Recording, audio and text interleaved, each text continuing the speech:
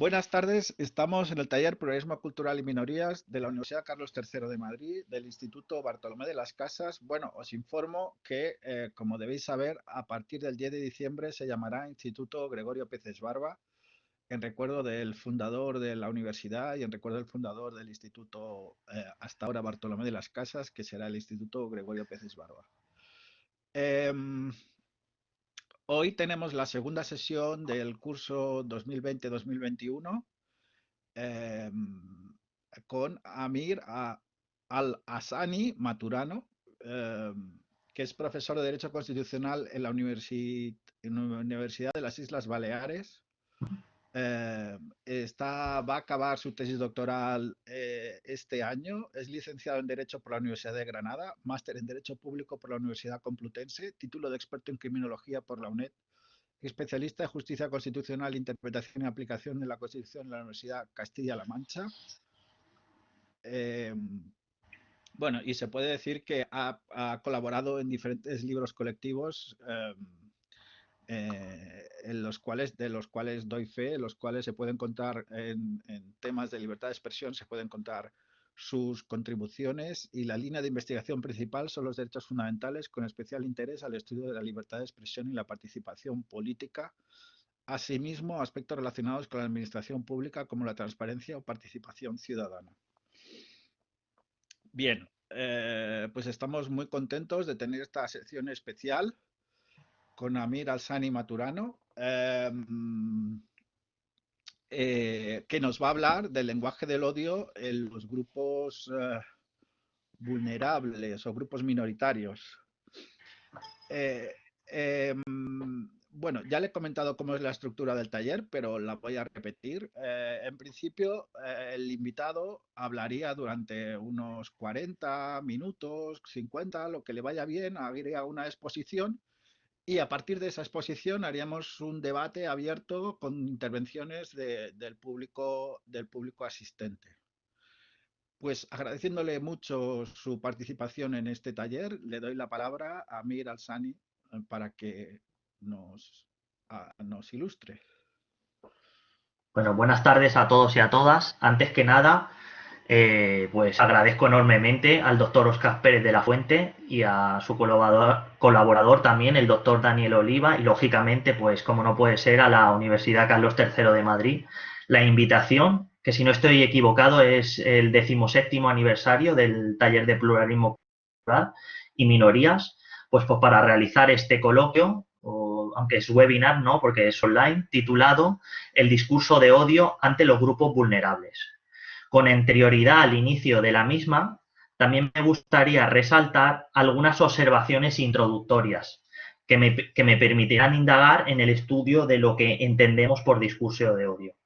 La primera es que necesariamente, pese a quien pueda pesar, pues este estudio tiene que ser multidisciplinar entre las distintas ramas del derecho, al menos la constitucional, la penal, filosofía del derecho y el derecho administrativo. Incluso, si quisiéramos añadir del derecho privado, por ejemplo, el derecho civil.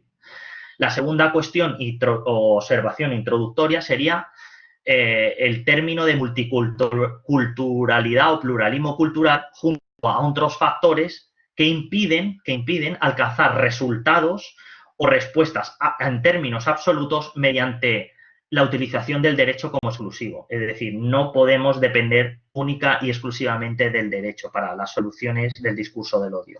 Y ya la tercera, y más que hace más referencia a la conferencia, es que la desglosé la misma en los siguientes interrogantes. Me hago una serie de interrogantes que intentaré resolver y seguramente, pues al menos, nos entra a enjuiciar algunas cuestiones. La primera ¿es la libertad de expresión fundamento esencial de una sociedad democrática? La segunda cuestión, ¿qué entendemos someramente como libertad de expresión y discurso de odio? La tercera, ¿el discurso de odio limita la libertad de expresión?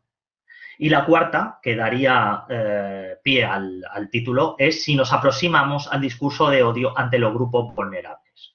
Respecto a la primera, respecto a la libertad de expresión como fundamento esencial de la sociedad democrática, podemos decir que las sociedades modernas pueden considerarse abiertas y pluralistas.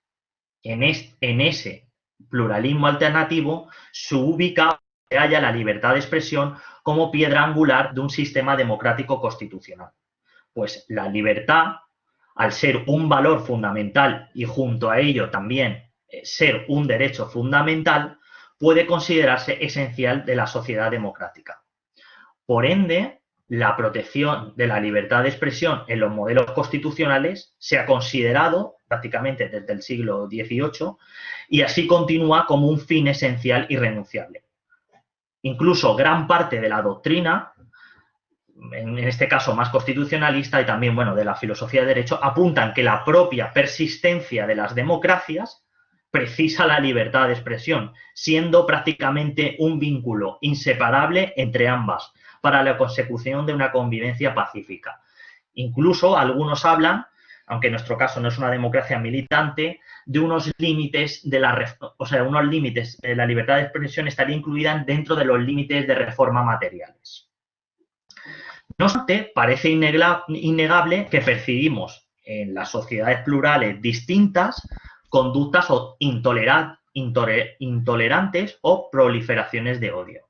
Entre ellas, pues, los archiconocidos discursos de odio, que son fruto de una expresión, hate speech, proveniente de la doctrina académica norteamericana. Como dato a tener en cuenta, la transformación de nuestras sociedades, fruto de los procesos de globalización, ha derivado en esta sociedad multicultural. Si ponemos, por ejemplo, el caso de la propia Unión Europea, ha llevado a cabo un proceso de integración progresivo, identificando, por ejemplo, como propios algunos valores y principios que forman las bases o los cimientos de la misma. Incluso también permitiendo un alto grado de seguridad y libertad con medidas comunes entre los Estados miembros, sobre todo en lo que respecta a los ámbitos de cooperación policial, judicial en materia penal o la prevención delictiva. En lo que nos interesa, la posibilidad del Consejo, previa aprobación obviamente del Parlamento, lo que sería la decisión de adoptar acciones adecuadas para luchar contra la discriminación. A modo de ejemplo, por ejemplo, corolario de ello serían las 3 directivas que desarrollan normas de antidiscriminación en el marco de la Unión Europea. La Directiva 2043 o, por ejemplo, la Directiva 2002/73, a modo de ejemplo. O más específico, ya sería una cuestión más específica, la Comisión Europea contra el Racismo y la Discriminación, conocida como ESRID, en siglas ESRID, perdón. Tras un afloramiento del pensamiento generalizado o discurso xenófobo. Pues esta comisión ha emitido distintos pero interesantes informes a los distintos países en la línea de combatir este tipo de discursos en la política. Respecto a la siguiente cuestión, respecto a la libertad de expresión que entendemos someramente y que entendemos respecto al discurso de odio, si recapitulamos, la libertad no solo es aplicable a las informaciones recibidas favorablemente o consideradas inofensivas por los receptores de la misma. Es decir, sino que también se amparan las opiniones que pueden molestar u ofender al Estado o incluso a una parte de la sociedad. Por lo tanto, no solamente, la libertad no solo engloba informaciones consideradas éticas o favorables, sino incluso ampara opiniones que pueden llegar a molestar u ofender. Como bien sabemos, hallamos en nuestro ordenamiento jurídico 3 niveles de garantía de los derechos fundamentales. Por un lado, mediante los tribunales internos, por otro lado, mediante el Tribunal de Justicia de la Unión Europea y por otro lado, por último, perdonen, el Tribunal Europeo de Derechos Humanos. En el caso de la Unión Europea, la regulación se ubica en el artículo 11 de la Carta de Derechos Fundamentales y con la garantía correspondiente del Tribunal de Justicia de la Unión Europea. Pero no es el caso que nos trata. En lo que respecta a la regulación que nos interesa, pues está regulado concretamente en el artículo 10 del Convenio Europeo de Derechos Humanos, que considera a la libertad de expresión como uno de los fundamentos esenciales de las sociedades democráticas, en la misma línea que las constituciones de los Estados miembros. El Tribunal Europeo de Derechos Humanos, que es la garantía, ha ido delimitando la aplicabilidad de este concepto referido para determinar cuándo un Estado puede limitar la libertad de expresión ante un discurso de odio, que entraremos sucesivamente a su desglose. El propio Tribunal Europeo de Derechos Humanos le atribuye a la libertad de expresión como una importancia especial derivada de los valores que subyacen en su reconocimiento. Esta línea, seguida desde los inicios de la jurisprudencia de este ámbito, comenzó con el asunto Handyside contra el Reino Unido en el año 1976, considerando en la misma que la libertad de expresión, y leo literalmente, constituye uno de los fundamentos esenciales de las sociedades democráticas, una de las condiciones primordiales para su progreso y para el desarrollo de los hombres. Por lo tanto, podíamos, en línea a lo que hemos introducido, afirmar que es una especie de precondición del funcionamiento de una democracia. Además, determina una especial amplitud del objeto abarcado, pues no solo la sustancia de las ideas expresadas, sino también la forma en que se transmite.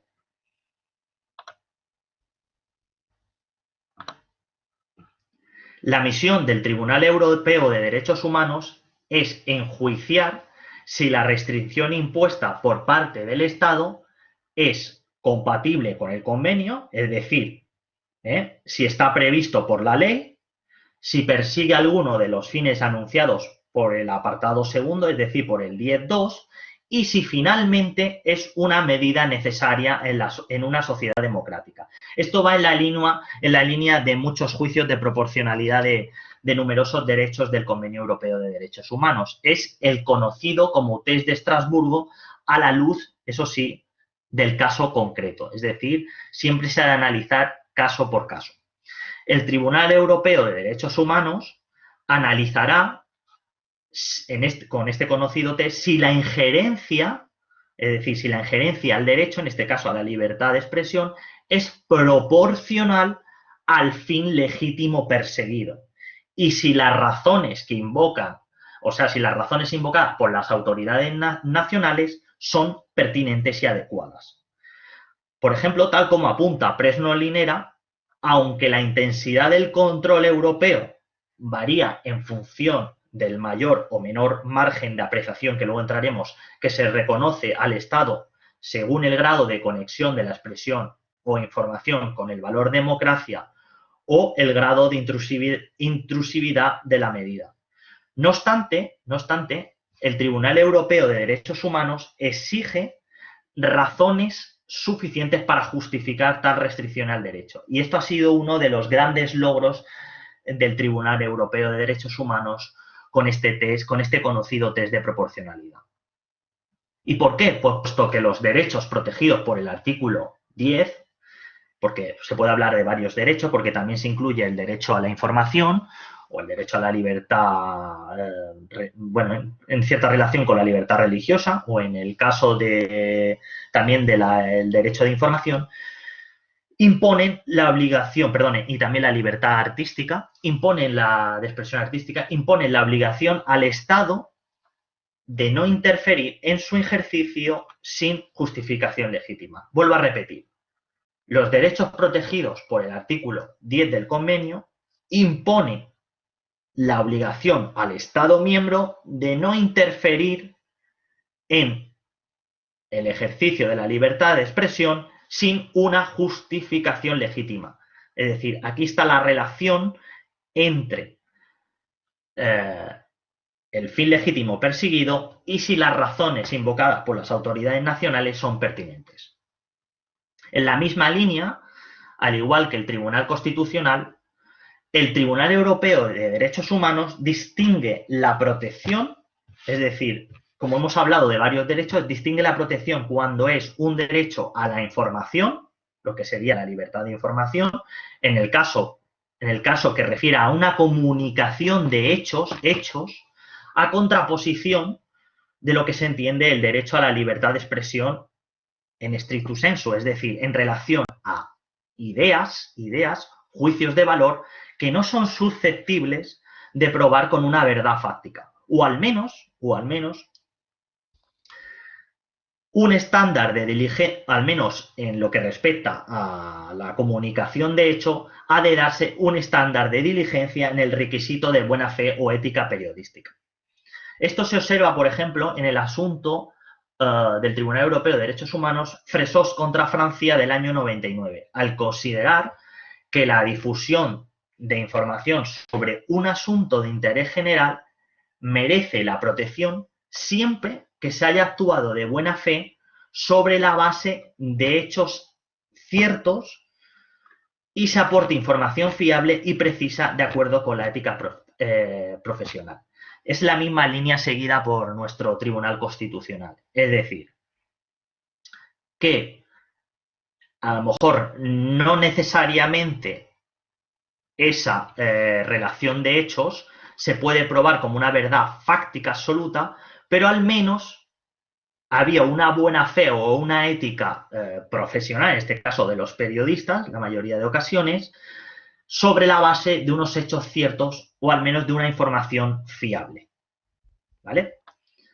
Aunque no ignoremos que el Tribunal Europeo de Derechos Humanos, en alguna situación, como por ejemplo en el asunto Jerusalén contra Austria del año 2001, consideró respecto, en este caso estamos hablando a la libertad de expresión en sentido en estricto sensu, es decir, consideró respecto a las opiniones o juicios de valor que también depende la existencia de una base fáctica suficiente para la afirmación impugnada, pues incluso un juicio de valor carente de soporte fáctico alguno puede resultar excesivo. Sin embargo, esta no ha sido la línea seguida por el Tribunal Europeo, pues ha avalado juicios de valor con incluso dudoso soporte fáctico. Inclusive ha avalado juicios de valor o opiniones amparadas por la libertad de expresión cuando suponían menoscabo al honor de personas en concreto. En suma, pues, la última condición del test de Estrasburgo, es decir, la medida necesaria en una sociedad democrática, es la que requiere un alto juicio de proporcionalidad. Es decir, es aquí donde comienza a haber signos de un enjuiciamiento subjetivo, ¿vale? Es decir, en este caso, la medida necesaria en una sociedad democrática comenzará a dejar un cierto margen a los estados, ¿vale? Luego entraremos a determinarlo. Por otro lado, la calidad del sujeto afectado también es un elemento determinante para el Tribunal Europeo. Pensemos, por ejemplo, en el caso Castells contra España del año 92, donde, aunque en este caso refiere a la libertad de expresión en el sentido de discursos políticos, donde la crítica al gobierno tiene un espacio más hiriente o incluso puede llegar a comprobarse que es falsa, pero se le deja un cierto margen, es decir, un cierto margen a poder criticar o herir a ciertas personas de relevancia pública o críticas al gobierno o a personajes públicos. O, por ejemplo, también en el asunto más conocido, el Lingens contra Austria del año 86, que determina que los límites de crítica son más amplios en relación, por ejemplo, con un político. Por lo tanto, necesariamente para ingerir en el ejercicio de la libertad de expresión debe ajustarse a las exigencias que impone la cláusula de limitación del artículo 10.2 del Convenio Europeo de Derechos Humanos, puesto que si no estaríamos yendo por caminos que no son objetivos. Es decir, por el principio de legalidad, para una injerencia en el ejercicio de la libertad de expresión, en este caso, ha de ajustarse a lo que imponen las cláusulas de limitación del propio artículo 10.2 del Convenio Europeo de Derechos Humanos. Esto es importante también. Si atendemos a los principios básicos que el Tribunal Europeo de Derechos Humanos ha ido reconociendo en aras a valorar la injerencia necesaria, es decir, lo que hemos dicho, la última condición del test. En primer lugar, y hablo en general en la mayoría de las sentencias, puesto que hay excepciones, en primer lugar, la libertad de expresión constituye una condición primordial tanto del desarrollo de cada individuo, es decir, podríamos decir la dignidad, y además es un fundamento esencial de la sociedad. ¿Vale? Esto sería la misma línea seguida por el Tribunal Constitucional, puesto que siempre ha considerado la libertad de expresión tanto como un derecho institución en el sentido de un valor esencial para la democracia, como un derecho subjetivo para el desarrollo de cada individuo. En segundo lugar, en consecuencia, la necesidad social, es decir, la injerencia necesaria, esa necesidad social ha de ser imperiosa. Es decir, aquí gozan de un margen de apreciación los Estados miembros. Y por último, la tercera, ha de valorarse si se guarda proporción con el fin legítimo perseguido. Todo esto comentado nos conlleva la dificultad de precisar un estándar de protección común en el ámbito del Convenio Europeo de Derechos Humanos y las dificultades que en este sentido está afrontando el Tribunal Europeo de Derechos Humanos. Si bien todo el proceso que han seguido desde Handicide es verdad que parece más armonizado que en nuestro caso con el Tribunal Constitucional. Por otro lado, en nuestra regulación comienza en nuestro ordenamiento jurídico en el artículo 20 de nuestra Constitución, que tiene por objeto el reconocimiento y protección de la libertad de expresión en sus distintas manifestaciones. Sí, al igual que he dicho en el artículo 10 del convenio, que tiene distintos derechos, pues va en la misma línea. Aunque en su primer apartado, en este caso en el artículo 20 de la Constitución, en su primer apartado, reconoce el derecho a la libertad de expresión en sentido estricto, pero de forma amplia. Al reconocer el derecho a expresar y difundir libremente los pensamientos, ideas y opiniones mediante la palabra, el escrito o cualquier otro medio de producción. Por lo tanto, la jurisprudencia constitucional puso de manifiesto su importancia para una comunicación pública libre, esencial en una democracia. Al quedar sin contenido, puesto que si no quedaría sin contenido, y así lo ha reconocido el Tribunal Constitucional, quedará sin contenido el propio principio de legitimidad democrática del artículo 1.2, que es una base de nuestra ordenación jurídico-política. De ahí este carácter preferencial entre otros derechos o cuando se pone en conflicto con otros derechos. Al mismo tiempo, se justifica plenamente su carácter de derecho público subjetivo al tener, como hemos avanzado, una conexión con la libertad ideológica y, por otro lado, el desarrollo personal de cada uno.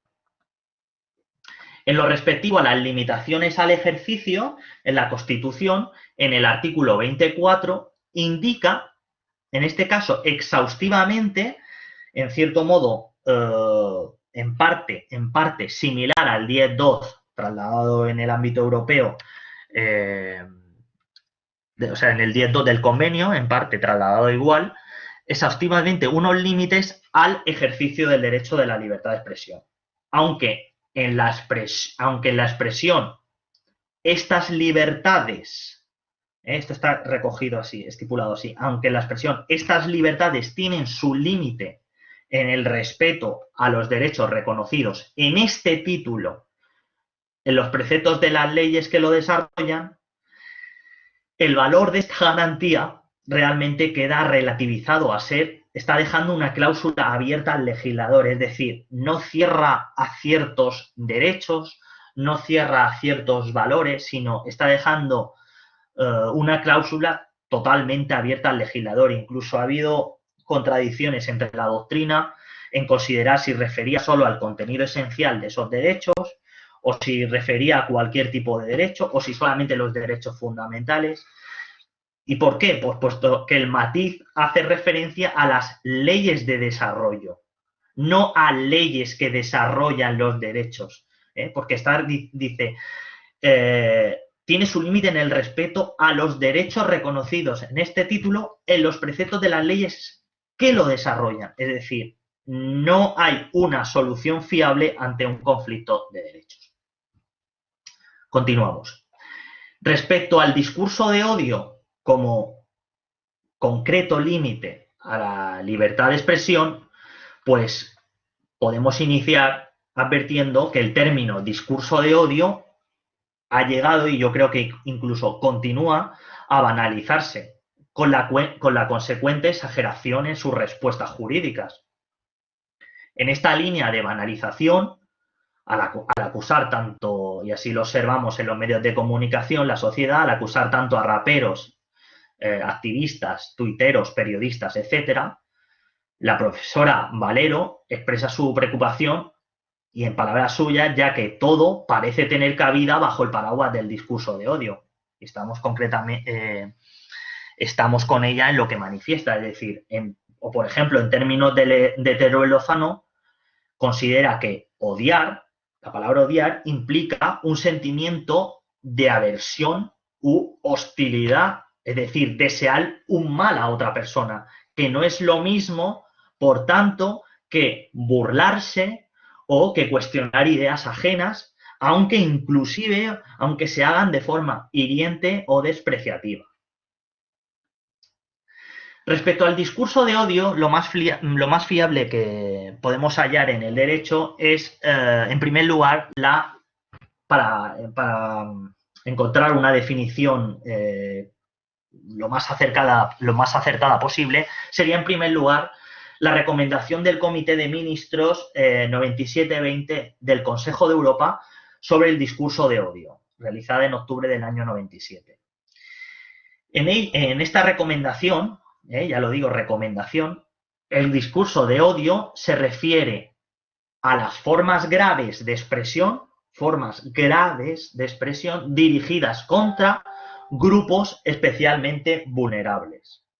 En concreto, lo definió como cualquier forma de expresión que propague, incite, promueva o justifique el odio racial, la xenofobia, el antisemitismo o cualquier forma de odio basado en la intolerancia. De esta manera, la provocación a cometer actos violentos u hostiles o la humillación de ciertos colectivos por motivos discriminatorios no quedará amparada, pero está refiriendo la provocación a cometer actos violentos o hostiles o una humillación, pero eso sí, a ciertos colectivos por motivos discriminatorios. En este caso no quedarán amparada y como en la mayoría de países miembros, al final acaba recogiéndose en tipificaciones, en delitos penales, es decir, los propios códigos penales los castigan. Ahora bien, no es exento de críticas de estos tipos penales, tanto por parte de la dogmática constitucional como especialmente por parte del derecho penal. Entre otras cuestiones, este es nuestro caso, en el caso español, por su imprecisa formulación. Es decir, y en este caso también la ha puesto, por ejemplo, el profesor Óscar Pérez, que tiene un artículo fantástico sobre ello. La dogmática jurídica penal está reconociendo una tendencia a la represión penal del discurso de odio.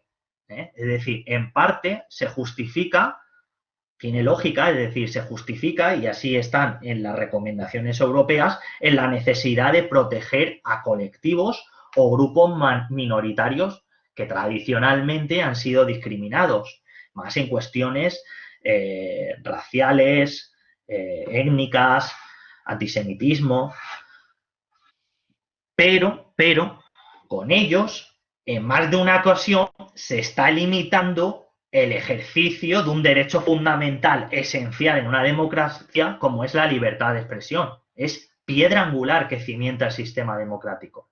Por lo tanto, reiteramos, resulta imprescindible hallar un equilibrio entre la protección a estos colectivos vulnerables o minoritarios y una limitación proporcionada de la libertad de expresión.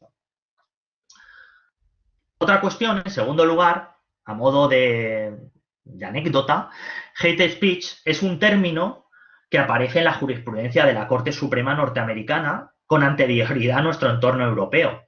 Pues allí está anclado en la tradición política y económica liberal. Y a rasgos generales, hablo a rasgos generales, la protección preferente de la libertad de expresión haya su propia fundamentación en la aportación de que todo discurso es válido pese a que sea hiriente o incluso a veces humille al marketplace of ideas, es decir, al mercado de las ideas. Pues como reconoce, por ejemplo, la profesora Valero, el sistema jurídico norteamericano opta por el laissez-faire y la estricta abstención y neutralidad del Estado frente a los discursos presentes en la sociedad, siendo el debate público de las ideas y opiniones más extremistas y odiosas, incluso las opiniones más extremistas y odiosas, una garantía de una buena salud democrática. Sintetizando mucho, el Tribunal Europeo de Derechos Humanos, en parte también el Tribunal Constitucional, sostendría que la libertad de expresión no tiene un alcance absoluto, es decir, está limitado, por un lado, cuando su ejercicio, es decir, cuando una expresión o una manifestación genere una incitación directa al empleo de la violencia.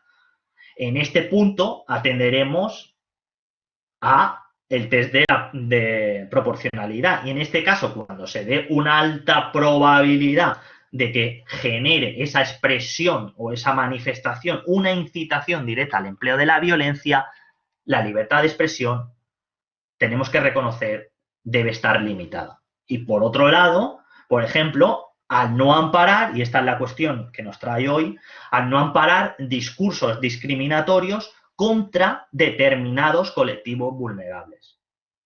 Esto es, aquellos discursos discriminatorios o estigmatizadores de las minorías sociales que se hallan en una situación de especial vulnerabilidad. Si bien los hechos recientes nos demuestran que parece instaurarse en nuestro entorno europeo y más concretamente en nuestro país una legislación y una jurisprudencia que limita claramente el mercado libre de las ideas, característico, como hemos dicho, del pensamiento norteamericano. En cierta manera, entender, a lo mejor esta es una expresión un poco dura, pero creo entender que nos ubicamos casi en un mercado amordazado de las ideas. Y así lo ha puesto algún autor experto en la materia. Como quiera, lo alarmante es sobre todo la rigurosidad a la hora de castigar. Es decir, al considerar un abuso en el ejercicio de su libertad de expresión. Y peor aún, la escasa proporcionalidad juzgadora ante un escaso o restrictivo diseño legislativo respecto a los discursos de odio o, más concretamente, en este caso, diferenciándolo, como hace Fernando Rey, de los delitos de odio. ¿Vale? Produciendo, por tanto, absurdos incomprensibles democráticamente con sanciones tanto a cantantes, a provocadores o a jóvenes tuiteros que, si bien es verdad, son de mal gusto, ¿vale? Un efecto disuasorio ante la inseguridad de saber con una mínima certeza si lo que expresan o manifiestan no es ejercicio legítimo de una libertad fundamental. Perdónenme, sí, un efecto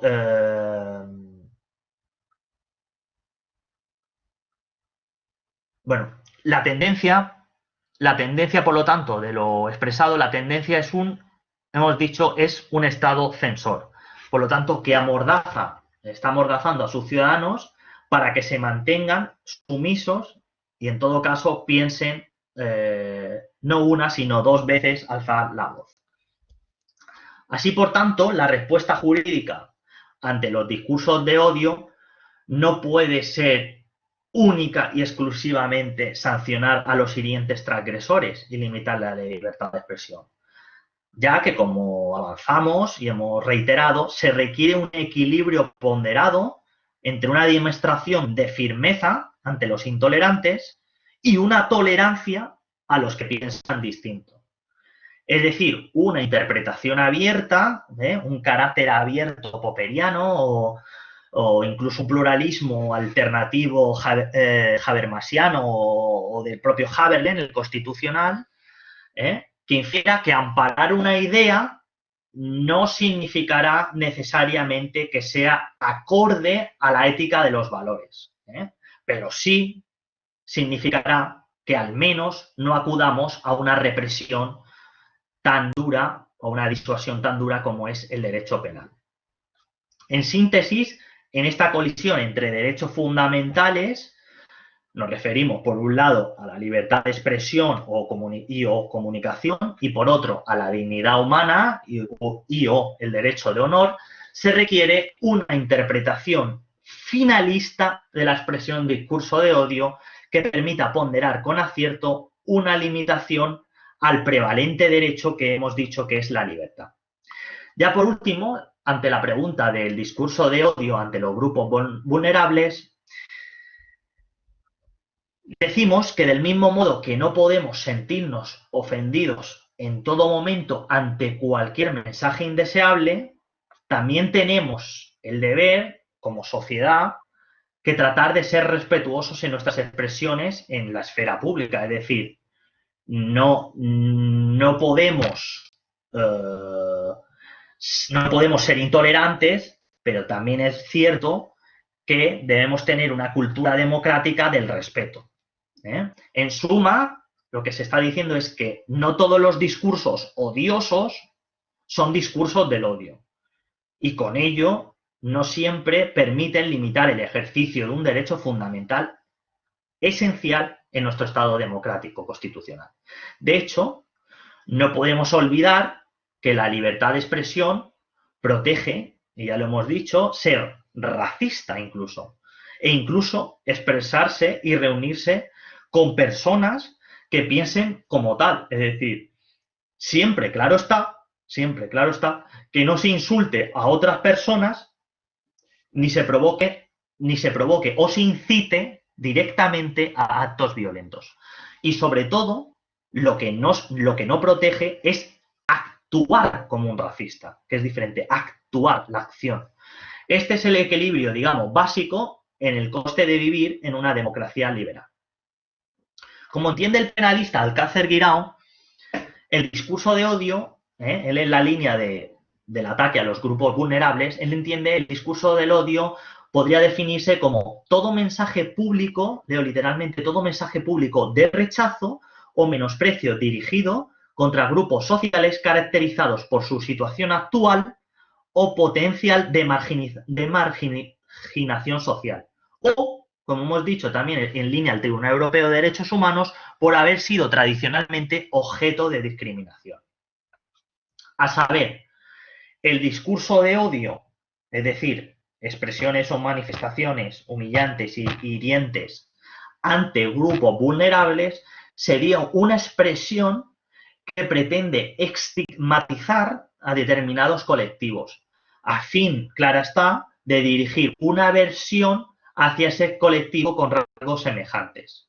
Si acogemos esta aproximación conceptual a nuestra interpretación jurídica dogmática o inclusive en la aplicación de las normas, no se trataría de manifestar un odio en general, sino un tipo específico de aversión que se dirige hacia un colectivo y que tiene unos determinados rasgos semejantes. En este caso, desde el plano de la política general, se han barajado diferentes modelos para lidiar con la diversidad cultural, que muy sintéticamente pueden reconducirse a dos alternativas. Por un lado, una política de asimilación o integración de las minorías culturales en el marco legal, esto se ha dado, o cultural incluso, que es al mayoritario, o bien incluso políticas de reconocimiento presididas por el respeto y la defensa de sus tradiciones y estilos de vida. Ahora bien, ante una discriminación y hostilidad recibida por los grupos vulnerables o minoritarios, no debemos olvidarnos, omitir la paz social de todos, la convivencia de todos, de tal modo que los medios del derecho penal en algunos casos pueden resultar completamente legítimos e útiles. Para ir acabando, ciertamente la protección y fomento de ese debate público no debe quedar limitado a los mensajes inocuos o acogidos mayoritariamente, sino que el derecho debe amparar también las palabras que molestan, inquieten o ofenden. Es decir, a pesar de que nos disguste éticamente o valorativamente, deben entrar en el mercado de las ideas, de la esfera pública. Debemos permitir la mayor participación, ya que al final la participación en el sentido político, pues al final la cuestión de la representatividad política no conlleva un amplio margen de legitimidad democrática, en el sentido de que siempre hay vías para mejorar la democracia representativa. Pero también cabe decir que los derechos deben estar sometidos a límites. Es decir, de ahí el desarrollo de una política criminal antidiscriminatoria dirigida a reforzar las posibilidades de interacción social. Pero siempre intentando evitar la represión punitiva como regla, siempre intentando evitar el derecho penal, dejándola únicamente para un relevante grado de lesividad. Consideramos acertada desalentar los discursos de odio con mecanismos no sancionatorios. Sin embargo, nos parece discutible, en este caso, premiar con políticas de inclusión ciertas prácticas que atentan contra la propia convivencia social, pues parecería que nos estamos mostrando como neutrales ante los intolerantes. Pueden resultar más eficientes, pueden resultar, en todo caso, eficientes las políticas sociales de promoción e integración de minorías culturales ante la represión punitiva. Si bien no coincidimos plenamente con la idea de ampliar megáfono, en el sentido de dar voz ante el efecto silenciador expuesto por Owen Fries. Aunque tampoco creemos que la represión coactiva, o mejor dicho, amortadora, conlleve necesariamente a dar voz a la minoría. Es decir, no creo que haya que dárselo porque pues, podría dar un sentido contrario al esperado, pero tampoco creo que la represión coactiva dura conlleve a que se vaya a dar voz a las minorías. En consideración a la compleja jurisprudencia desarrollada por el Tribunal Europeo de Derechos Humanos en el tema, en el mismo saco de discurso de odio se han incorporado, pues, no solo los discursos políticos, sino también discursos artísticos, religiosos, etc. Pero ha de reconocerse que se ha puesto una especial atención, sobre todo cuando se trata de la protección de la que estamos hablando, es decir, de los derechos de los otros, los derechos de las minorías. Como pone de relieve, por ejemplo, la sentencia Guduz contra Turquía del año 2003, donde el discurso de odio engloba aquellas formas de expresión que propaguen, incitan o promueven o justifiquen el odio basado en la intolerancia. Ahora bien, también en la mayoría de ocasiones englobadas en varios subtipos que reconoce el propio Tribunal Europeo, basadas, por ejemplo, en el negacionismo, la xenofobia o en el discurso blasfemo religioso, o un resto de intolerancia hacia la protección de otros derechos de grupos vulnerables. Vamos a saltar el método utilizado por el Tribunal Europeo y ya sí vamos a concluir. A pesar de cierta oscilación jurisprudencial, sobre todo en el ámbito nacional en España, sí que modestamente consideramos que los discursos de odio dirigidos ante grupos o colectivos vulnerables permiten cuadrar los límites al ejercicio de la libertad de expresión con unos parámetros mucho más objetivos al converger tanto la dignidad como la libertad.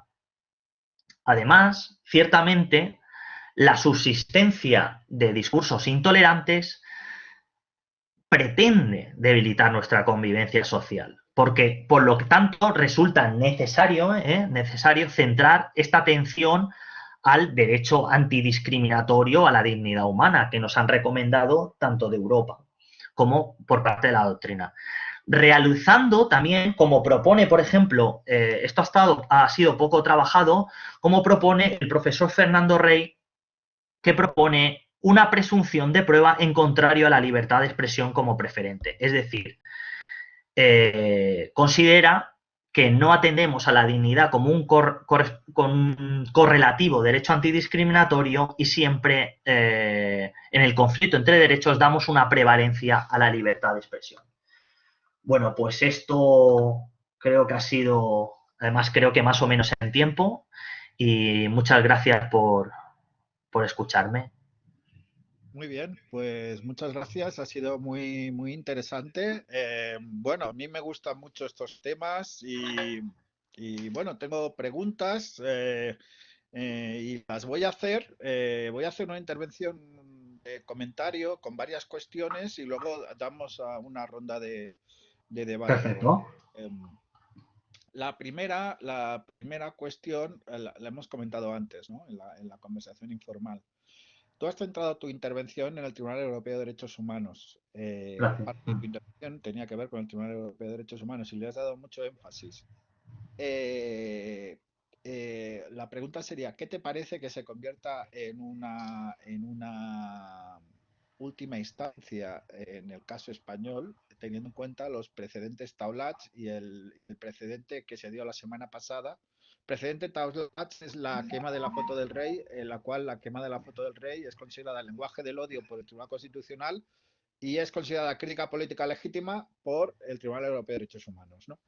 Y el caso de la semana pasada es que la quema de la bandera es considerada una ofensa a los sentimientos nacionales por el Tribunal Constitucional y previsiblemente el Tribunal Europeo diga que eso es crítica política y que es permisible en una sociedad, ¿no? Que no se da la necesidad, ¿no? Entonces, bueno, si te parece, contesta esto. Y yo luego te hago más preguntas. Vale. En este caso, bueno, considero pues que, es decir, primero que objetivamente nuestro derecho, mediante la vía del reconocimiento del Convenio Europeo de Derechos Humanos, es decir, por legalidad, es decir, por derecho objetivo, es un tribunal perfectamente admisible, es decir, esa última instancia es una garantía más en la protección de los derechos fundamentales. Estoy yendo al sentido objetivo, ¿no?, del derecho. Por otro lado, considero que en ese test o en ese juicio que siempre hacen de proporcionalidad, que en cierto modo podríamos decir que ha ganado la batalla una especie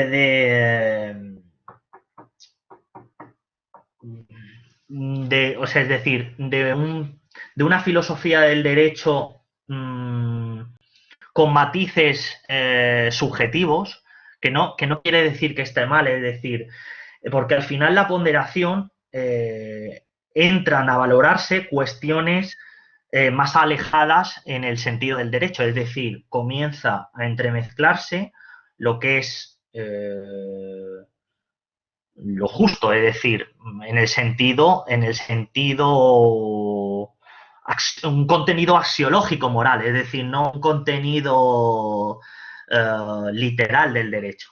No sé, es decir, si bien no estoy muy de acuerdo con ello, es decir, sí, no, podría luego matizarlo, considero que el test de proporcionalidad al menos es un parámetro que nos permite, si bien, es decir, si bien el criterio considero que es subjetivo, nos permite unos parámetros más objetivos, por un lado, tanto que deja un cierto margen a los estados, es decir, una cierta flexibilidad a los ordenamientos jurídicos de cada estado, a su legislación y a lo que entienden una necesidad social imperante en esa sociedad democrática, ¿vale? Por un lado, y por otro lado, le deja eso, pero también le recuerda que ha de cumplir lo que ha firmado en el convenio, es decir, no puede alejarse de lo recogido en el convenio, es decir, no sé,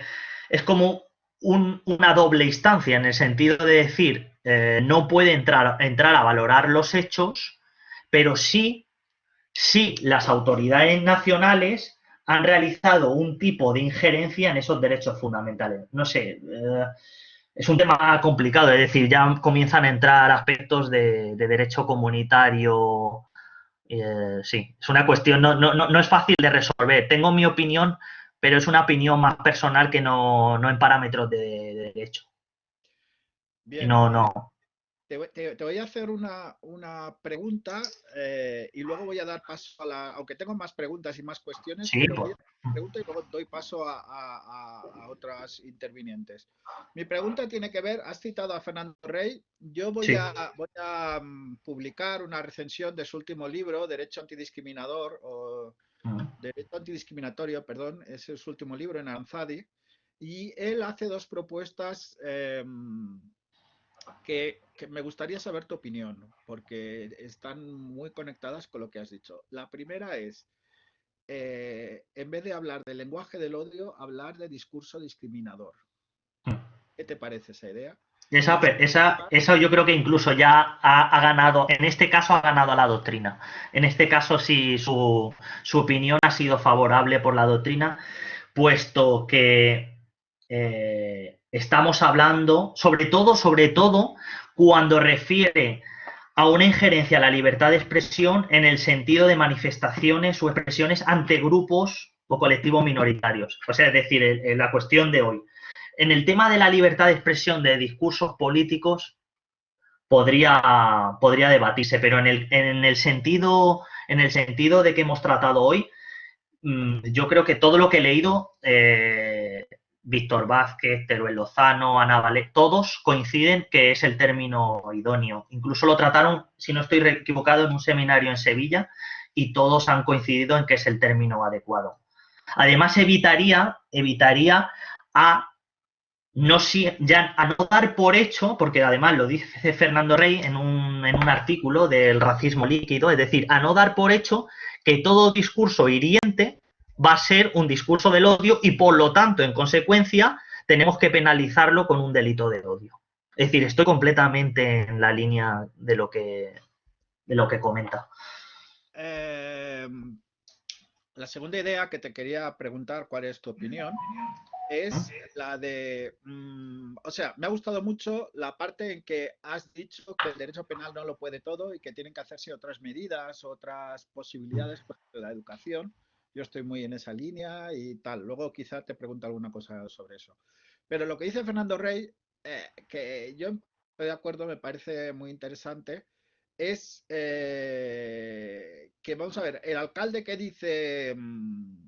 o sea, que hace una afirmación racista, pero que no se puede penar penalmente, que se pueda penar administrativamente o civilmente, y que él dice que tendría que haber una agencia de derechos fundamentales o una agencia antirracista, que de hecho hay una, pero no se encarga de esto, digamos que una agencia administrativa que castigara los delitos no graves en el uso de la libertad de expresión que tuvieran implicaciones racistas. ¿A ti este tipo de ideas qué te parecen? Vale, en este caso, por un lado, el Tribunal Europeo de Derechos Humanos en algunas cuestiones ha dicho que la forma no es tan importante, pero siempre al final, en el juicio de si el fin es legítimo y en la necesidad social imperiosa, ha entrado en la forma. Es decir, primero avisa que no entra en la forma, porque toda forma es válida dentro de los márgenes de la libertad de expresión, pero siempre ha entrado en la forma. Por lo tanto, podemos decir que la forma, es decir, el contexto, mejor dicho, la forma no, el contexto es trascendental. Es decir, considero a lo mejor que un alcalde en un espacio público, es decir, un espacio público en el sentido de su representatividad, comenta, aunque bueno, esto ya está amparado por los propios actos parlamentarios, también luego está amparado en la inviolabilidad parlamentaria, no en los actos, perdón, en la inviolabilidad parlamentaria. Pero considerando que el alcalde, de forma que no estuviese amparado representativamente, dijese, humillase a cierto grupo o colectivo, a pesar, es decir, yo creo que aquí hay que cambiar la alteración del personaje público, es decir, en este caso no es que se ataca a un personaje público, sino es el, más comentado en el caso de un alcalde, ¿no? Es el caso de un personaje público que ataca a cierto colectivo o grupo. En este caso considero que debe castigar por lo que corresponda en el ordenamiento jurídico. Si bien la última instancia, la última ratio debe ser el derecho penal, al menos debería ser castigado pues civilmente por el honor, es decir, a las personas o al grupo que le ataca, o por otro lado, por injuria o incluso por un delito de odio. Es decir, en este caso, otra cuestión es que ciertos colectivos ataquen a ese personaje público con manifestaciones claramente interrelacionadas con el discurso político, en el sentido de una mejora del debate público. Es decir, aquí alteraría el orden, en mi caso, en esta cuestión, pero no sé si le doy solución. Te reformulo la pregunta. ¿Y qué pasa si el discurso es contra la inmigración? ¿De cualquier ciudadano o en cuestión de un personaje público? No, un político. Un político hace un discurso contra la inmigración. ¿Eso merece algún tipo de sanción por el derecho? Un discurso, los inmigrantes son unos delincuentes, los inmigrantes traen malas consecuencias para la sociedad. Claro, en este contexto está generalizado a un debate programático de ideas políticas, es decir, lo englobaría en el sentido de un debate programático, es decir, no va en concreto dirigido a un grupo para humillarlo o estigmatizarlo, que sí indirectamente, pero creo que en este caso la propia democracia ha de saber, ha de saber alzarse sobre ese tipo de discurso. Es decir, ha de quedar sublevado ese discurso que es intolerante realmente en el sentido de la ética o los valores democráticos, pero creo que no debe ser reprimido mediante la limitación del ejercicio de la libertad de expresión. En esta cuestión creo que no. Ya, ya, pero Pero bueno, bueno, es un aspecto, es una sí, opinión sí. personal, ¿eh? No, no, pero es interesante debatirlo, pero por ejemplo lo que pasa con los rumanos, ¿no? Que los colectivos de rumanos o los colectivos de otros colectivos, no quiero ser políticamente incorrecto, pero hay determinados colectivos que son los gitanos rumanos, por ejemplo, o colectivos que son muy... Pero bueno, por el chat te decían que qué pasa si se dirige a un grupo específico de migrantes de cierta nacionalidad. Creo que en este caso ya es más complicado, es decir, y creo que no sé si lo he dejado caer, es decir, en el sentido que refiera concretamente a un grupo determinado, es decir, no sé, por ejemplo, cierto partido político se dirige ante cierto colectivo expresando, ojo, y no ciertas opiniones o juicios de valor, sino ciertas opiniones o juicios de valor con realidades, es decir, relacionando con realidades que no sean fácticas. Por ejemplo, es que al final es ir muy al caso concreto en es un sentido casi de ponderación. En este caso, por ejemplo, voy a poner un ejemplo. En el caso que un político discriminase a cierto colectivo directamente sin fomentar, o sea, sin incitar o promover la violencia, que en este caso sería penalmente, pero en el caso de que atacase el honor, pues yo creo que podrían ejercitar su tutela judicial efectiva. Es decir, en este caso sí que creo que deberían poder iniciar sus acciones correspondientes los ciudadanos que se han visto vulnerados sus derechos. En este caso, el conflicto creo que sí entraría en juego una ponderación más interesante, es decir, perdería la esencialidad la libertad de expresión. No sé hasta qué punto los jueces escogerían uno u otra, pero creo que ya estaría en un punto más ecuánime. Sí, te están poniendo el ejemplo en el chat. La alcaldesa de Bogotá dice que los venezolanos están robando mucho y atentando contra la seguridad de la capital. Vale, yo entiendo tu razonamiento. Tú lo que dices es, cuando hablamos de inmigrantes en general, no podemos hablar del lenguaje del odio, pero si hablamos de los venezolanos, de los rumanos o de los no sé qué, ya es un colectivo más concreto, eso sí que puede ser lenguaje del odio. Entiendo yo que estás diciendo eso. Mi interpretación conlleva eso, pero siempre que sea un juicio de valor, no en sentido también, ojo, que nunca sea en un sentido, claro, que luego es difícil en la práctica, eso es lo que conlleva siempre la dificultad en la práctica de probar estos hechos, que no sea un sentido sarcástico, humorístico, irónico, es decir, siempre en un sentido claramente humillante, ofensivo. Me refiero en el aspecto penal, ¿eh? En el aspecto civil creo que debe ser menos la valoración, ¿vale? No sé si respondo. Sí, sí, sí, sí, muy bien, muy interesante. Vamos a abrir una ronda de intervenciones. Adelante, que levanten la mano los que quieran intervenir. Adelante, Sebastián. Buenas tardes. Buenas Pon la tardes. imagen mejor, así te vemos. Ya pasa que estoy en el Centro de Estudios Políticos, voy a Ah, intentar. vale, vale, vale. No, era para que salieras en el vídeo, pero si no es igual. Adelante. Bueno, a ver, yo primero quiero empezar agradeciendo por la presentación, muy interesante y muy instructiva. En cuanto a esto, a este último tema sobre el discurso político y la relación con el lenguaje de odio, eh, coincido en que este tipo de lenguaje tiene que, digamos, resolverse dialécticamente, es decir, creo que la naturaleza propia del discurso político tiene que estar protegido justamente en la medida que es el que de alguna manera se plantea en la esfera pública para construir la opinión pública. Es decir, la deliberación es importantísima en la conformación de la opinión pública en la esfera pública. Y por lo tanto, no considero que la intervención penal, voy a plantearlo en términos de legitimidad, porque puede ser también de legalidad, esté justificada. Por lo tanto, si el día de mañana, en este caso de la alcaldesa de Bogotá, dice a través de a través de no sé, un mensaje que los venezolanos están robando, yo creo que la alternativa a ese tipo de lenguaje es la contraposición, en este caso, de otros argumentos que debiliten y así permitir de alguna manera que el mercado de las ideas se desarrolle y que compitan las ideas y al final que triunfen, digamos, las mejores.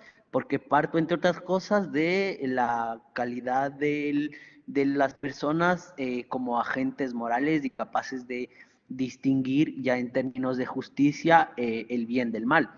Ahora, también, claro, habrá otras posiciones, entiendo que pueden ser paternalistas, que intervengan tomando en cuenta que los ciudadanos no son capaces ni mayores en términos de errores mayores de edad para poder distinguir este tipo de lenguaje y protegerlos frente a potenciales daños. Pero en todo caso, lo que yo quiero decir y quiero plantear al expositor es lo siguiente. Eh, el lenguaje de odio es capaz de producir daño, es decir, en términos más sencillos, el lenguaje puede producir daño.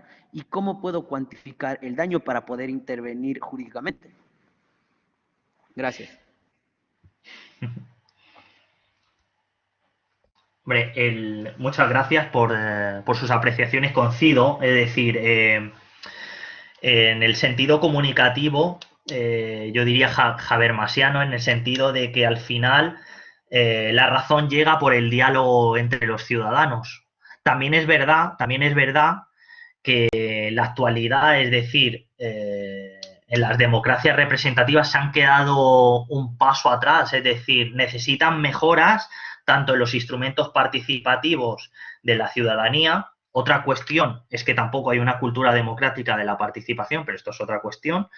Y sobre todo, y aquí sí incido, y en la democracia representativa mejoras, y así lo han puesto en colación varios autores, mejoras en los instrumentos parlamentarios, sobre todo para los partidos minoritarios. Es decir, incluso en los reglamentos parlamentarios en el sentido de la toma misión a trámite de una enmienda o X, es decir, ahora no habría numerosos ejemplos. Esto por una parte, es decir, coincido plenamente.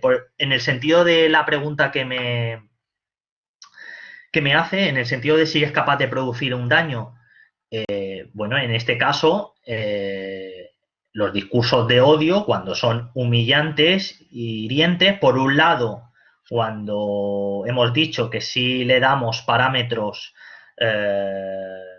de que en el caso de que vayan dirigidos ante ciertos colectivos o grupos minoritarios, en este caso producen el daño por dos sentidos. Por un lado, atentan a su dignidad humana, ya sea individual o colectiva como grupo, es decir, en el sentido de pasado del honor, es decir, en el sentido estigmatizador, ¿vale? Por un lado, es decir, le produce ese daño difícil de cuantificar, pero como sucede, como por ejemplo, con las cuestiones laborales civiles, es decir, en el sentido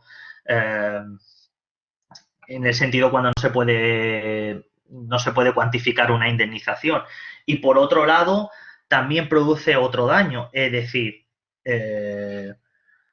siempre que no haya una respuesta, una contrarrespuesta de esas minorías, lo del efecto silenciador, también está produciendo un cierto daño en el sentido de que no está colocado en la situación de contradecir el discurso, iba a decir supremacista, pero bueno, sí, en cierto modo, en el sentido de que solo la mayoría puede llevar a la razón.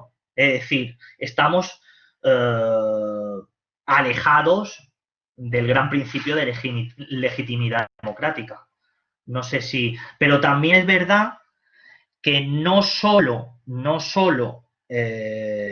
recriminando penalmente vamos a conseguir que esas minorías se coloquen en situación mayoritaria. Necesitan de otras políticas de inclusión, necesitan de políticas de promoción social, necesitan incluso políticas a veces de acción positiva, es decir, en cierta medida no se consigue, necesita un paso evolutivo para llegar a conseguir que estén en la misma condición en el diálogo. No sé si le respondo a la pregunta, pero bueno, vuelvo a repetir, es una cuestión prácticamente o sea, me alejo del derecho, estoy más en el sentido filosófico-político cuando le respondo.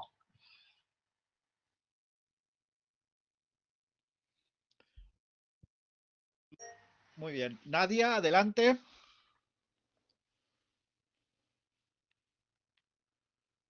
Adelante, Nadia. A ver si puedes conectar la cámara y apareces, y si quieres aparecer en el vídeo. ¿Se ve? Por ahora no, pero se te ¿No? oye. Ahora sí, ahora sí. ¿Ahora sí? Adelante. Sí, Ahora sí, perfecto. perfecto. Buenísimo. Bueno, muchas gracias por la exposición. Me gustó muchísimo. Me pareció sumamente interesante. De hecho, a cada momento se me ocurrían cosas que preguntar y que comentar. Gracias también a Óscar por permitirme participar del taller, aunque yo soy solamente exalumna del instituto a estas alturas. Bueno, entre las cosas que que se me ocurre comentar, pensé principalmente en la siguiente. Me interesaría saber en tu opinión, Amir, ¿cuál es el rol que tiene el llamado a la acción dentro de la libertad de expresión, ¿no? Porque una cosa es simplemente emitir una opinión y otra cosa es llamar, ¿no? a ciertos actos. Y te lo pregunto particularmente por lo que yo estoy haciendo en mi tesis de doctorado, que tiene que ver con la campaña de la sociedad civil palestina para el boicot, desinversión y sanciones a Israel, ¿no? Que es una campaña que ha estado últimamente bastante en la palestra. De hecho, hace poco, en junio, ¿no? La Corte Europea de Derechos Humanos resuelve el caso Baldassi, ¿no? Versus Francia, donde condena a Francia por violación de libertad de expresión de un grupo de activistas de esta campaña de boicot a Israel, ¿no? Y de hecho, Francia ahora volvió a sacar hace muy poco en su derecho interno una directiva donde reafirma la norma del derecho interno que la llevó a condenar a este grupo de activistas, que es el fallo, ¿no? Por el que la Corte Europea la condena. O sea, es un problema que está muy presente. Mismo en España, ¿no? Actualmente hay un juicio penal en Valencia por un grupo de activistas de esta campaña que llevaron a boicotear hace 5 años aproximadamente el festival Rototom, ¿no? Este festival de música de derechos humanos, porque iba a participar en este festival un cantante que es judío, pero más allá de que sea judío, es un gran, Matisyahu se llama, es un gran partidario del Estado de Israel, ¿no? Es alguien que públicamente dona plata con mucho orgullo al ejército de Israel, y ellos llamaron al boicot del festival por tener a ese cantante, y hoy en día están enfrentando un juicio en España un juicio penal por, yo no soy abogada en España, creo que es el artículo 506 de su Código Penal, si no me equivoco, que es el delito de odio antisemita. Entonces, esto también, ¿no? En el contexto de la adopción por muchos países de la definición de la IHRA de antisemitismo, que confunde la crítica al Estado de Israel con antisemitismo, que sí es el antisemitismo un discurso de odio. Entonces, me interesaría saber ¿cuál es tu opinión, ¿no? Sobre esta situación en general, y si puedes también dar algunas luces en relación a cómo la libertad de expresión podría comprender también un llamado a la acción, como sería un llamado al boicot. Eso, muchas gracias. Muchas gracias, me parece interesante el tema que está investigando. Lo único que no sé si me ha quedado bien la pregunta. He entendido, perdone, corríjame, es decir, si una desobediencia civil puede comprender un ejercicio de la libertad de expresión. ¿Es esa la cuestión o lo he entendido? No sé si he llegado a entenderle exactamente la pregunta. Sí, lo que pasa es que suele definirse, ¿no? Suele definirse la libertad de expresión, y de hecho también los discursos de odio, en tanto ciertas expresiones, ¿no? Ciertas expresiones, en el caso de los discursos de odio, contra ciertos colectivos vulnerables, que es como, por ejemplo, lo define Jeremy Waldron en The Harm in Hate Speech, ¿no? Pero luego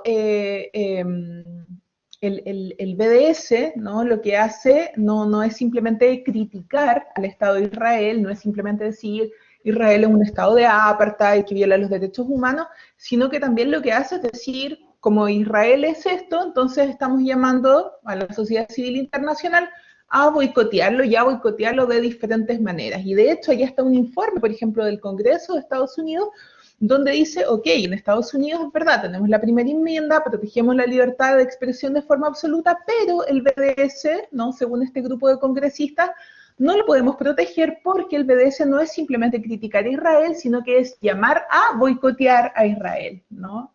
En base a esta crítica que se le hace. Entonces quería saber cuál era su opinión experta sobre el llamado a la acción en el contexto de la libertad de expresión, y quizá también si pudieras comentar el tema específico al que me referí.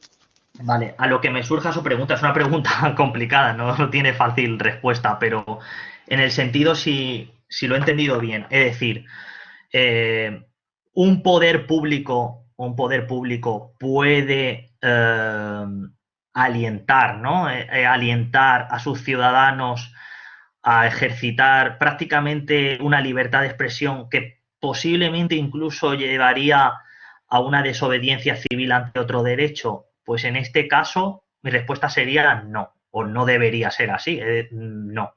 O sea, mi respuesta sería no.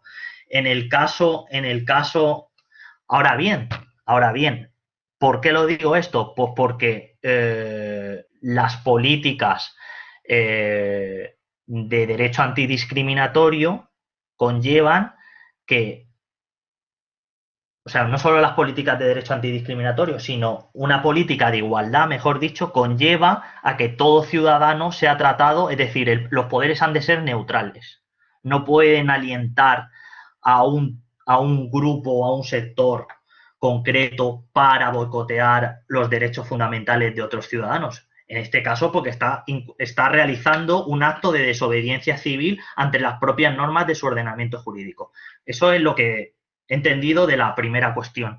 En el sentido de que si un grupo de ciudadanos ejercitando un derecho de reunión o manifestación están ejercitando también un ejercicio de su libertad de expresión, pues considero que sí, siempre y cuando, pues obviamente, vuelva a entrar en el sentido de la proporcionalidad al fin que sea legítimo, es decir, siempre y cuando no se vulneren otros derechos, aunque ese derecho sea primordial, de la libertad de expresión, incluso el de la reunión y manifestación también son de los primordiales, siempre y cuando no se entre en conflicto con otro derecho, si haya que valorar cuál prevalece. No sé si le respondo, pero desde los poderes públicos, o sea, es decir, la cuestión es si los poderes públicos pueden alientar a un tipo de libertad de expresión, pues ya no están alientando un tipo de libertad de expresión, están amordazando en el sentido de decir o censurando todo otro tipo de ideas contradictorias a lo que pueden ellos llegar a tener en su juicio de valor. Es decir, no sé si le respondo, pero los poderes públicos considero que no pueden alientar ese tipo de libertad de expresión. No sé si era la pregunta, pero no sé si... Sí, pero Oscar, perdón, quizá yo no fui suficientemente clara. En realidad, los poderes públicos, el único rol que han cumplido de alguna manera es el de limitar, ¿no?, la campaña de boicot, ¿no?, que es el caso, por ejemplo, en Francia o en España. Porque la campaña de boicot es una campaña, es un llamado de la sociedad civil, no es un llamado de ningún poder público. No sé si... O sea, la sociedad civil ha realizado un boicot Sí, hacia esta cuestión política. Bueno, pues entonces en ese caso sí está dentro del ejercicio claro de la manifestación, es decir, de la libertad de expresión. Es un tipo sí, de manifestación, son varias formas, es decir, pueden ser escritas, verbales, artísticas, incluso en el contenido de un derecho de reunión o manifestación también se engloba o se relaciona con el ejercicio de la libertad de expresión, considero, pero bueno, no sé si puede ser que Óscar a lo mejor tenga otra opinión o... No, yo creo que está dentro del derecho a la protesta, ¿no? Puede vincularse al derecho a la protesta y tiene que ver con el boicot. Sobre boicot hay un caso muy famoso alemán que seguro que nadie conoce. El caso Luz, sobre un director de cine identificado con los nazis que vuelve a hacer otro film y después de la Segunda Guerra Mundial y hay un periodista que le hace un boicot. Y este es el caso central de la libertad de expresión, o sea, paradigmático, el leading case de la libertad de expresión en Alemania, ¿no? Que yo lo utilizo en mi artículo, ¿no? sí. ¿Y por qué es paradigmático y por qué es el leading case? Porque lo que dice es que los casos de libertad de expresión se han de resolver caso a caso mediante una ponderación. Eso es. Y luego viene Alex y todas esas cosas, pero digamos que los Ujú. casos de libertad de expresión se han de resolver, lo dice el Tribunal Constitucional alemán, se han de resolver caso a caso y por ponderación, desde el caso Luz. Y le da la razón al periodista, al que hace el boicot, no al director. que el director tiene un perjuicio, digamos, por su profesión, porque no se puede, él dice, yo no me puedo dedicar a otra cosa. Sí, yo soy director de cine y hacer películas. Y el periodista que hace el boicot dice, sí, pero Alemania siempre está representada por los nazis. Entonces, bueno, es muy interesante el tema de los boicots y el tema de la protesta. Yo me lo planteo muchas veces. Me lo he planteado, por ejemplo, en el tema de la negación del Holocausto. En la negación del Holocausto, cuando se hace boicot a los negadores del Holocausto. O sea, por ejemplo, si hay una mesa redonda y se invita a un negador del Holocausto y a un historiador, digamos, científico, el historiador se niega a sentarse donde está el negador del Holocausto. Por una cuestión de que no es lo mismo la ciencia que otras cosas, ¿no? Entonces, ¿hasta qué punto lo que pasa es que, y eso me parece bien, lo que pasa es que lo que ha habido en la libertad de expresión en España es que han habido muchas protestas, por ejemplo, en la universidad, para impedir hablar a personas, a políticos o a gente, les han impedido hablar en la universidad. Entonces, las protestas que piden hablar a gente no me parecen bien. No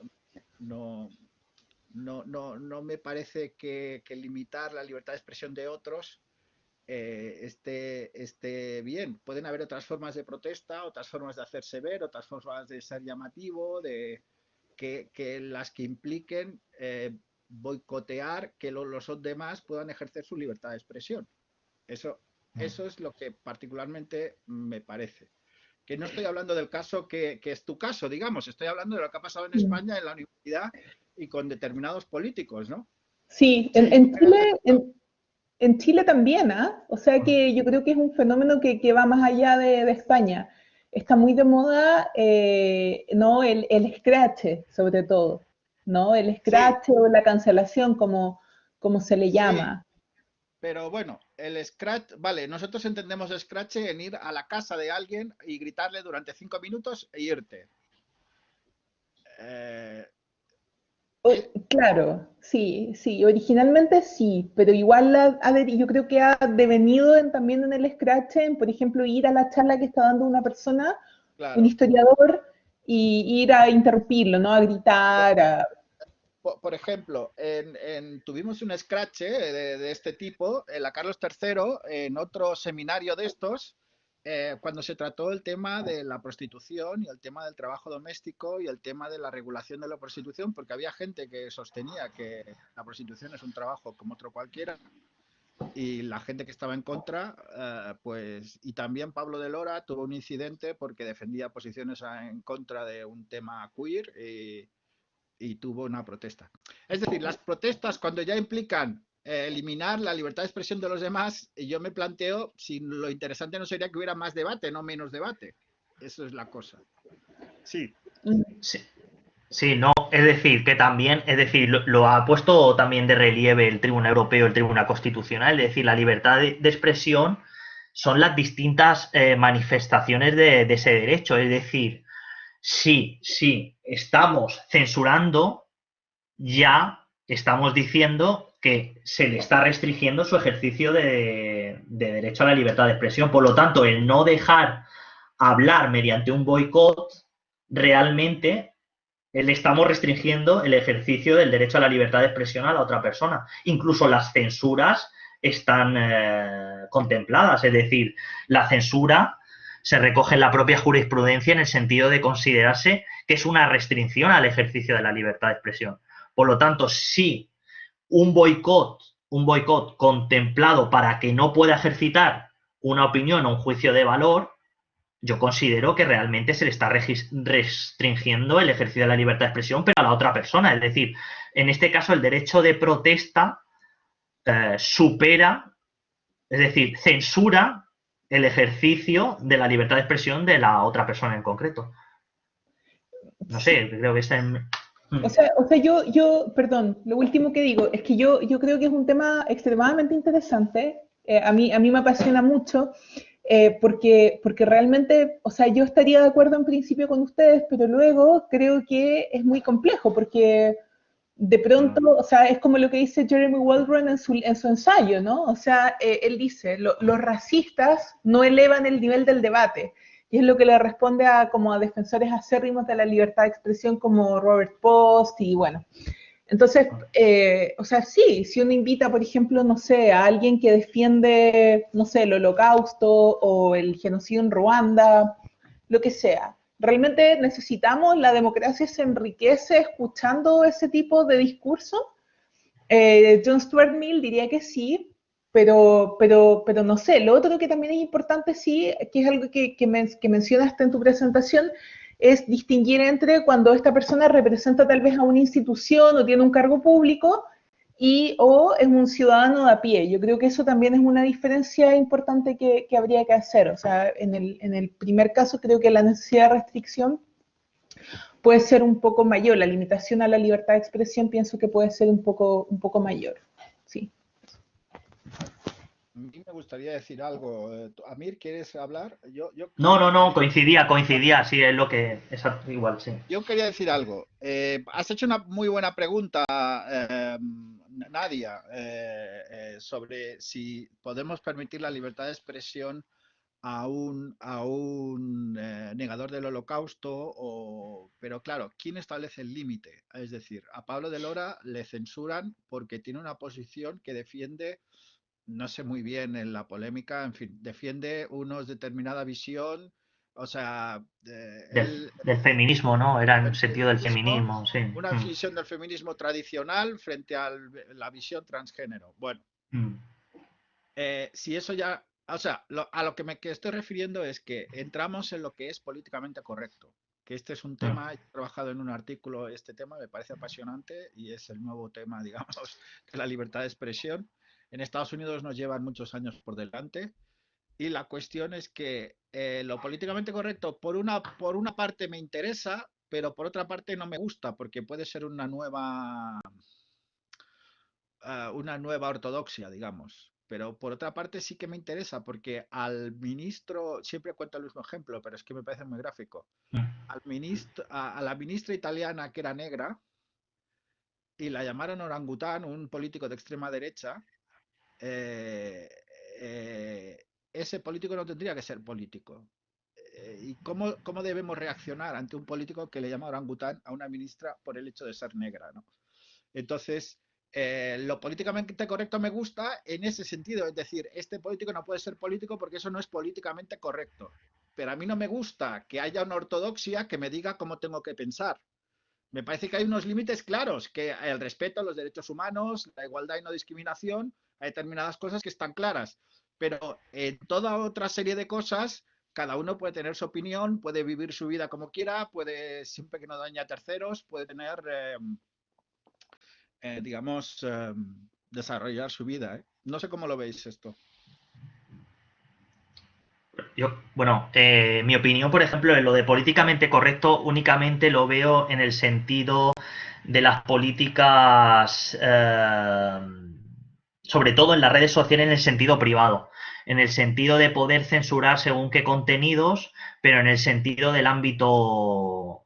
Claro, pero también está que las redes sociales a día de hoy producen un efecto más alto al mercado de las ideas que a lo mejor una cámara de representación. Claro, eso luego está la cuestión de la finalidad o el fin legítimo, pero lo de las políticas de políticamente correcto yo lo veo más en el tema de censura privada en el sentido por ejemplo, de las redes sociales. De según qué términos, poder limitar según qué términos para, um, para evitar pues esas pues sí, para favorecer esas políticas de inclusión incluso, es decir, de los grupos minoritarios, en cierta medida. No sé. Pero bueno, Vamos es a muy ver, complicado, es un tema muy complicado. vamos a ver si hay más palabras. ¿Alguien más quiere hablar? Todavía nos quedan unos minutos, como 10 minutos.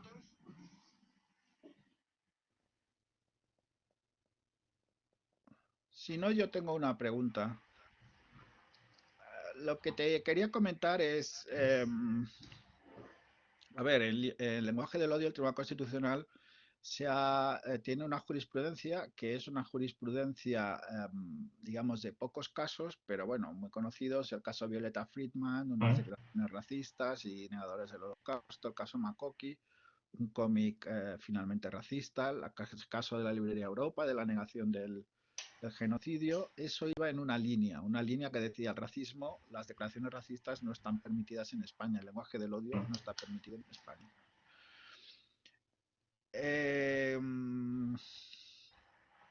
¿Qué te parece? Bueno, lo has dicho en tu intervención, pero me gustaría que lo volvieras a repetir. En ese te hago un poco el background de la pregunta. Es decir, tú has aludido a un artículo mío que se llama El enfoque español del lenguaje del odio. Me parece que te referías a este artículo, donde yo lo que Sí. digo es que, por un lado, la doctrina penal no le gusta el 510 de incitación al odio. Por otro lado, a los jueces no les gusta castigar por este artículo, en general, me parece. A la penal no le gusta este artículo, no le gusta castigar sentimientos, que es esto del odio, la incitación al odio, todo este tipo de cosas. Pero por otro lado, y paradójicamente, como te he comentado antes, pues tenemos el caso Taulat, de la Cámara de la Foto del Rey, que se considera el del odio. Tenemos el caso de las víctimas del terrorismo, que se les condena por víctimas del terrorismo. Se les condena por ataque a las víctimas del terrorismo de forma grave, algunos de ellos con prisión. Tenemos el caso de las injurias a la corona, que se condenan. Tenemos el caso ahora de la quema de la bandera, que se condena. Entonces, desde el punto de vista de las minorías y de los grupos minoritarios, que era tu ponencia, ¿qué te parece esta desigualdad entre la valoración del Tribunal Constitucional o de la jurisprudencia española en general, en el sentido de que las minorías no están tan protegidas como otra serie de instancias o colectivos que sí que tienen una protección reforzada por parte del derecho, lo cual sume en perplejidad al público, ¿no? A la gente en general y a algunos profesores? ¿Qué te parece? Sí.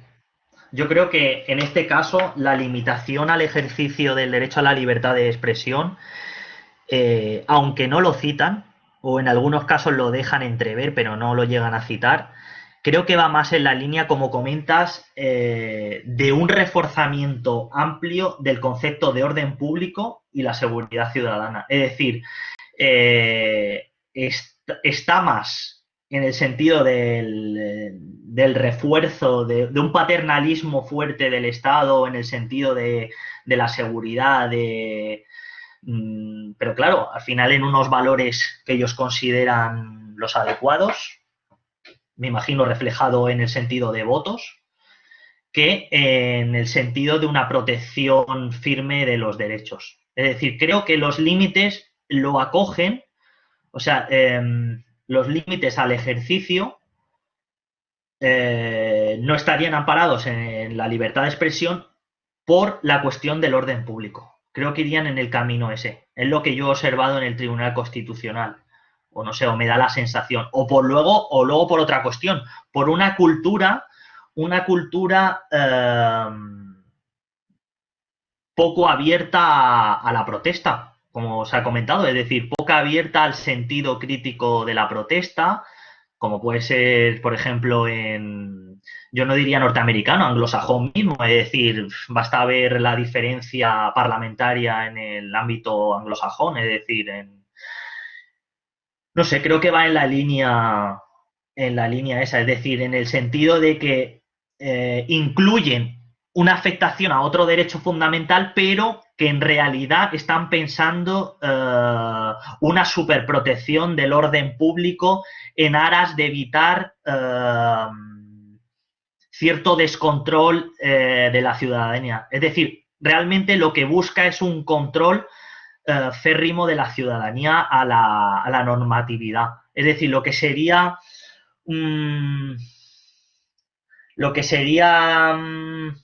como el estilo de la prevención general positiva de Jacobs. Es decir, evitar el derecho penal o sea, la cuestión del derecho penal del enemigo. Creo que iría por la línea esa. Y para acabar, quedan 5 minutos. No, bueno.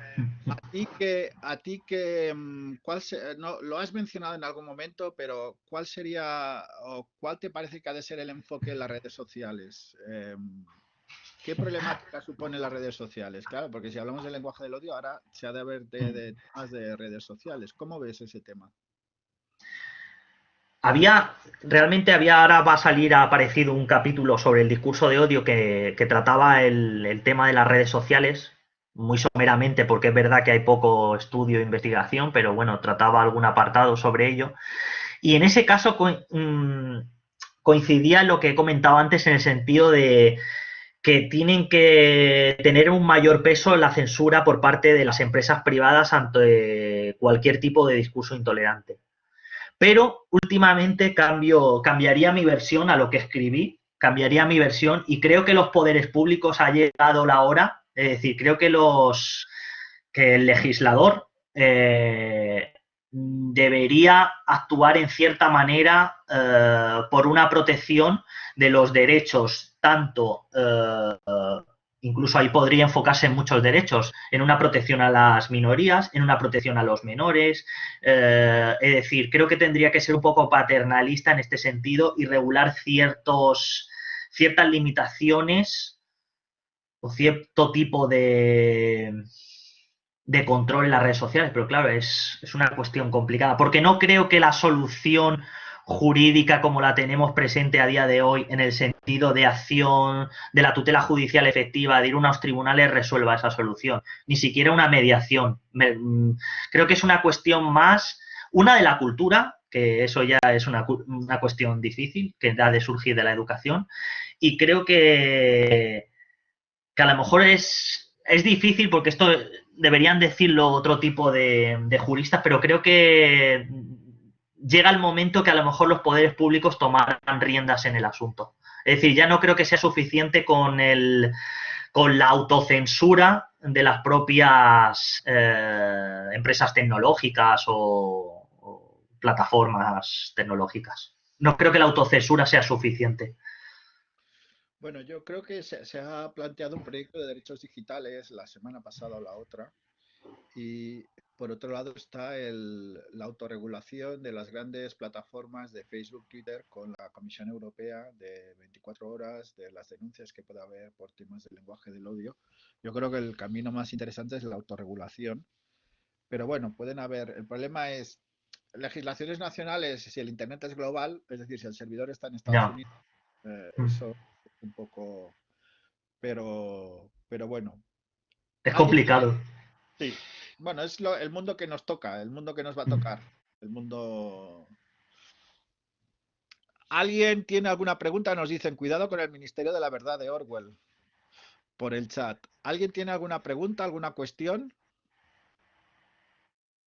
Pues estupendo, ha sido muy interesante, ha sido un debate muy vivo. Le agradecemos mucho al invitado, pues sus explicaciones, sus comentarios. Ha sido muy interesante y a ustedes, al público, a los estudiantes, les convoco para la siguiente sesión del seminario que será oportunamente anunciada y que será en enero. Que si no me equivoco es sobre derechos de los animales. Será sobre derechos de los animales. Vamos a colgar el vídeo en redes sociales, o sea que lo pueden volver a ver y lo pueden distribuir en sus redes sociales. Muy bien, muchas gracias a todos. Muchas gracias a ustedes y a todos los asistentes y por supuesto al doctor Oscar Pérez por la invitación. Y espero volver a contar en el futuro y con usted aquí igualmente su presencia también. Sí, cómo no, cómo no.